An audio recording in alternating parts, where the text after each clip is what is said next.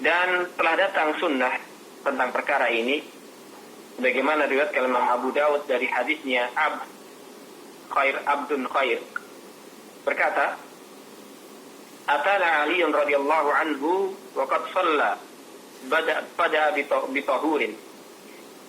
Datang kepada kami Ali bin Abi Thalib radhiyallahu anhu, dan dia telah salat. Kemudian dia memerintahkan dengan air. Fakulna ma yasna'u bit-tahuri wa qad shalla ma yuridu illa liyu'allimana.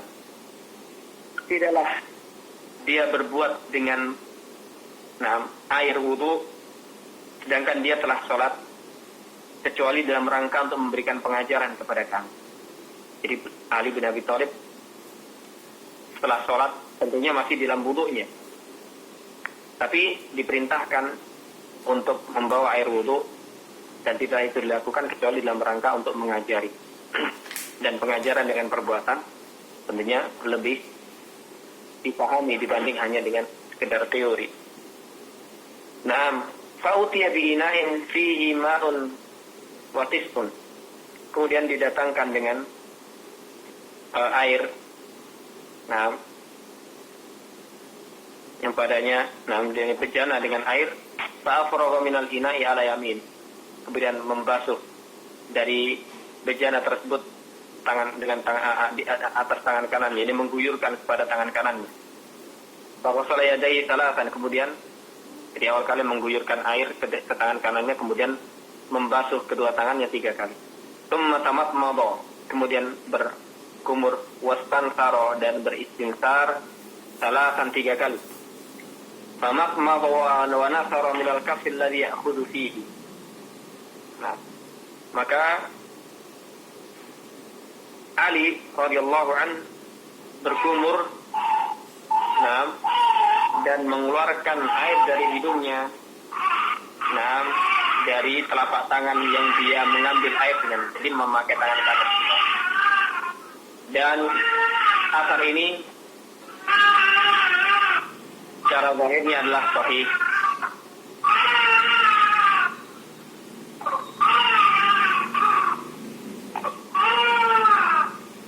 Akan tapi barakallahu fiikum, di dalam penjelasan yang disebutkan oleh Muhammad Ashraf,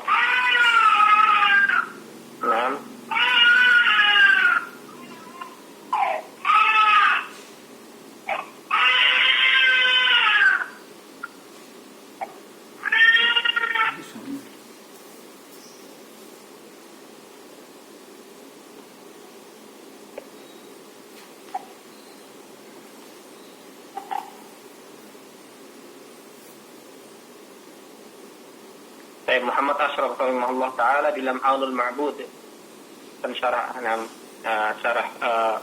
barakallahu fiikum Sunan Abu Dawud rahimahullah ta'ala, beliau menjelaskan,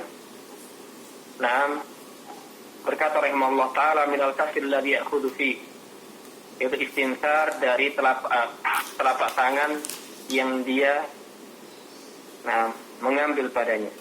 Dan dalam riwayat Nasa'i, minal kafil ladhi ya'khudhu bihil ma, dari telapak tangan yang mengambil dengannya air.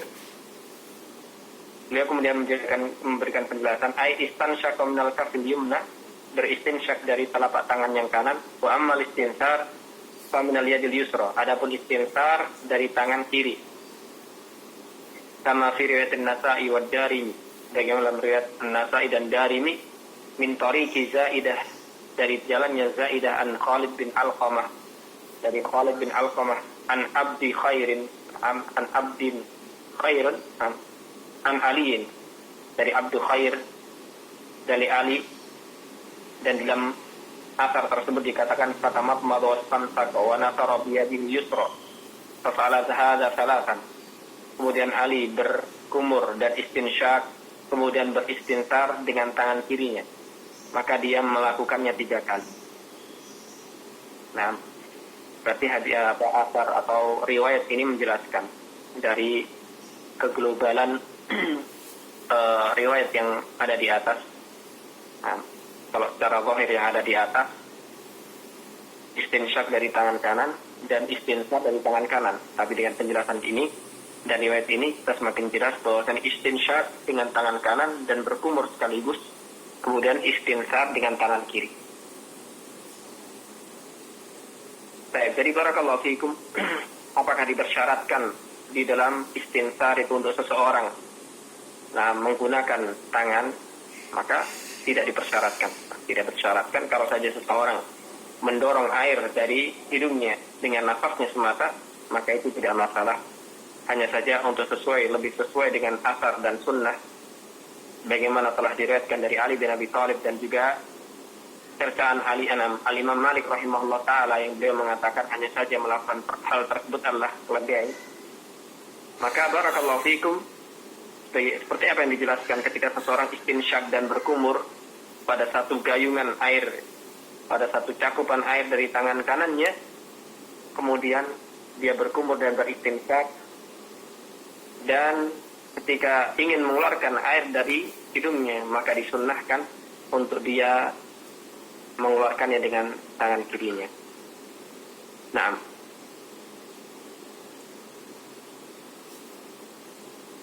Baik. Ini berkaitan dengan perkara istinsyak. Dan kita ulas lagi dari awal berkaitan dengan sifat wudu Nabi SAW, itu untuk seseorang berniat di dalam hatinya, kemudian sebelum dia memulai wudu untuk mencuci kedua telapak tangannya 3 kali. Nah, dan ini sesuatu yang sunnah jika selain dari bangun tidur malam. Berkaitan dengan bangun tidur malam, maka ini sesuatu yang wajib. Dan jika bangun tidur malam, maka wajib mencucinya atau membasuhnya 3 kali, dan tidak perlu kemudian seseorang kembali mengulang cucian telapak tangannya, karena antara cucian tangan yang wajib dan sunnah sudah saling memasuki dan mencukupi. Kemudian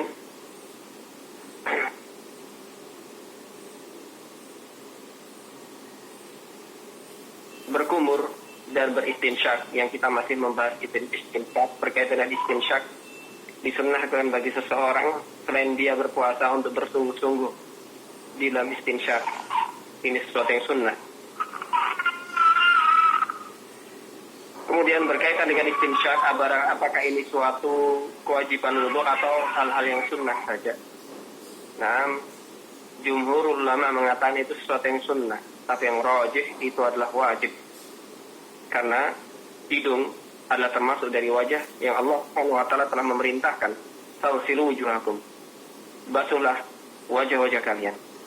Dan juga hadis-hadis yang banyak yang menunjukkan tentang sifat wudu Nabi sallallahu alaihi wasallam, beliau senantiasa melakukannya dan memerintahkan dengannya. Dan hukum asal perintah adalah wajib jika tidak ada pemalingnya. Seperti hadis Abi Hurairah radhiyallahu taala anhu, barang siapa yang berwudu maka beristinsarlah. Dan apakah dipersyaratkan ketika seseorang beristinsar kemudian menggunakan tangan kirinya untuk membantu mengeluarkan air dari hidungnya? Ini bukanlah syarat, tidak akan berpengaruh tentang pada keabsahan wudu jika seseorang tanpa menggunakan tangannya untuk beristinsar. Akan tapi untuk lebih sesuai kepada sunnah, maka itu yang lebih disarankan. Wallahu ta'ala a'lam. Ya, jika di sana ada sesuatu hal yang perlu dipertanyakan, maka tafadhol.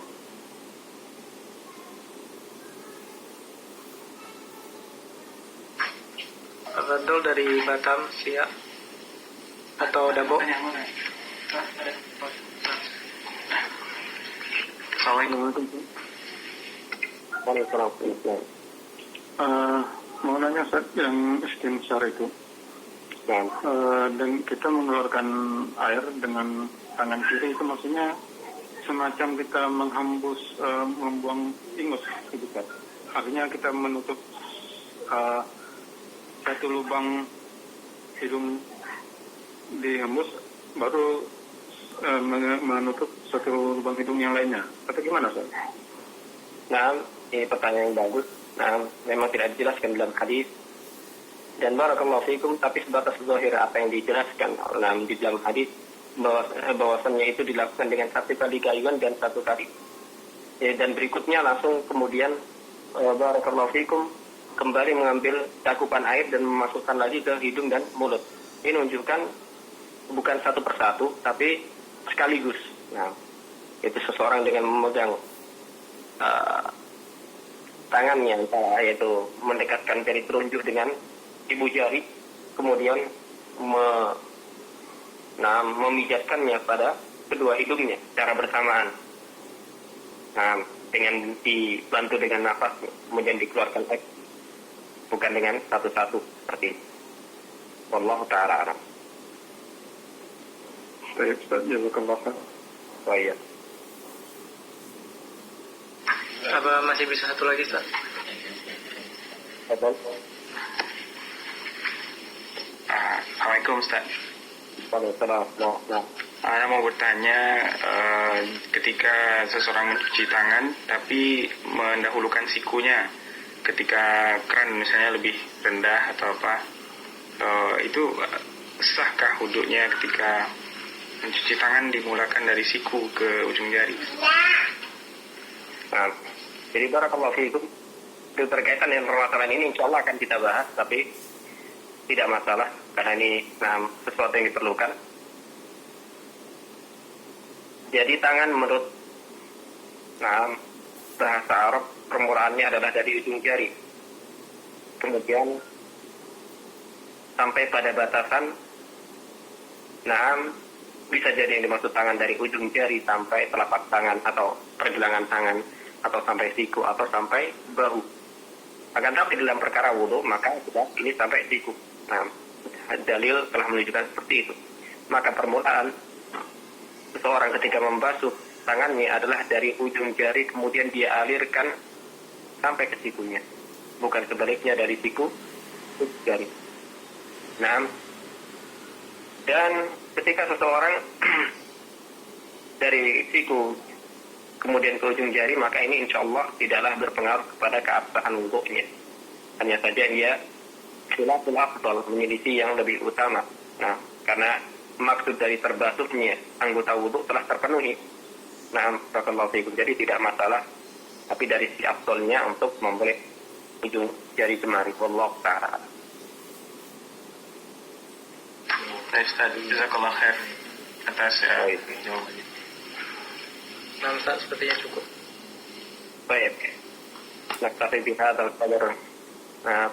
Mudah-mudahan Allah Subhanahu wa taala senantiasa memberikan taufik kepada kita, kepada apa yang Allah senantiasa meridhoinya dan mencintainya. Dan sampai di sini insyaallah subhanakallahumma wa bihamdik asyhadu an la ilaha illa anta astaghfiruka wa atubu ilaik. Assalamualaikum warahmatullahi wabarakatuh. Waalaikumsalam.